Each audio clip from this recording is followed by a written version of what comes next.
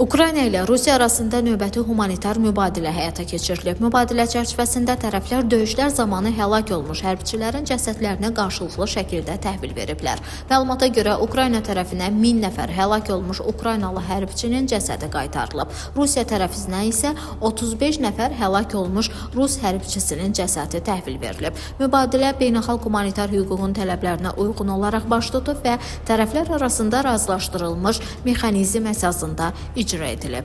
Bu barədə açıqlama ilə Rusiyanın nümayəndə heyətinin üzvü Vladimir Medinski çıxış edib. O bildirib ki, həlak olan hərbçilərin cəsədlərinin ailələrinə qaytarılması humanitar baxımdan mühüm addımdır və münaqişənin davam etdiyi şəraitdə belə müəyyən humanitar məsələlər üzrə dialoqun mümkün olduğunu göstərir. Qeyd edək ki, Rusiya-Ukrayna müharibəsi fonunda cəsədlərin mübadiləsi nadir hallarda da olsa tərəflər arasında razılaşdırılan humanitar proseslərdən biri hesab olunur. Bu cür mübadilələr həlak olanların ailələrinə aydınlıq gətirilməsi, dəfn mərasimlərinin keçirilməsi və itkin düşmüş şəxslərin taleyinin müəyyənləşdirilməsi baxımından xüsusi əhəmiyyət daşıyır.